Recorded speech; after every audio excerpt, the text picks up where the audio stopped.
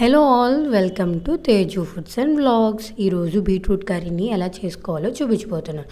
ఈ beetroot curry అస్సలు పచ్చివాసన అనేది ఉండదండి. బీట్రూట్ స్మెల్, ఆ ఫ్లేవర్ తెలియకుండా చేస్తాను. ముందు బీట్రూట్ని ఇలా తొక్క తీసి కడిగేసి ఇలా చిన్న ముక్కల కింద కట్ చేసి పెట్టుకోండి. ఇప్పుడు కొబ్బరికాయని కొట్టి పక్కన పెట్టేసేయండి. ఇప్పుడు స్టవ్ ఆన్ చేసి ఇలాగా ఒక గుప్పెడు పచ్చిశనగపప్పును ఉడకబెట్టుకోండి.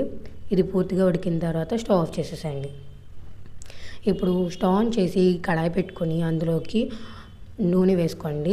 ఇందులోకి కొంచెం జీలకర్ర, ఆవాలు, మినపప్పు, పచ్చిశనగపప్పు వేసుకుని ఒక 2 నిమిషాలు బాగా ఫ్రై చేసుకోండి. ఇందులోకి 2 పచ్చిమిరపకాయలు ఇలాగా చీలికల కింద కోసి వేసేసేయండి.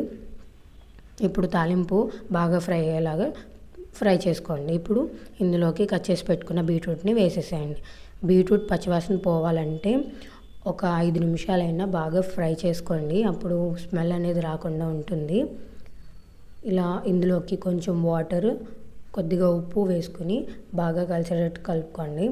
ఇప్పుడు ఒక మూత పెట్టేసి బీట్రూట్ని ఒక 8 నిమిషాలు అలానే ఉంచి మగ్గనివ్వండి. అప్పుడు బీట్రూట్ బాగా ఉడికిపోతుంది. ఇందాక తీసుకున్నాను కదండి కొబ్బరికాయ, నేను తురిమేసుకున్నాను. నేను ఇందాక ఎండుమిర్చి వేయడం మర్చిపోయాను. ఒక ఎండుమిర్చి ఇలా తుంచి వేసేసేయండి. ఇప్పుడు బీట్రూట్ ఉడికిందా లేదా చూసుకోండి.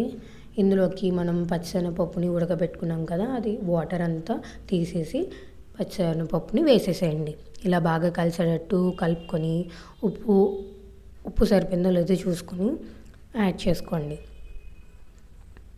ఇలా బాగా కలుపుకున్న తర్వాత ఇప్పుడు కొబ్బరి తురుమును వేసేసేయండి. ఈ కొబ్బరి తురుము వేయడం వల్ల అసలు బీట్రూట్ అనే స్మెల్ అనేదే రాదు. అలానే కూర అంతా కూడా కమ్మగా అనిపిస్తుంది, చాలా బాగుంటుంది. మీకు ఈ రెసిపీ నచ్చినట్లయితే ఒకసారి తప్పకుండా ట్రై చేయండి. ట్రై చేసి ఎలా వచ్చిందో కమెంట్ సెక్షన్లో చెప్పండి. అండ్ ఈ వీడియో నచ్చినట్లయితే లైక్ చేయండి, షేర్ చేయండి, కమెంట్ చేయండి. And don't forget to subscribe my channel.